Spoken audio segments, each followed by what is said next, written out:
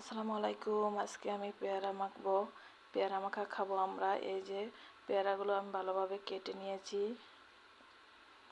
সুন্দর করে টুকরো টুকরো করে কেটে নিয়েছি। তারপরে এর ভিতরে স্বাদ মতন লবণ দিয়ে দেব, তারপর দিয়ে দেব শুকনো মরিচের গুঁড়া। তারপরে আমি এখন দিয়ে দেব কাসুন্দি। এই যে কাসুন্দি দিয়ে পেয়ারা মাখা অনেক মজা।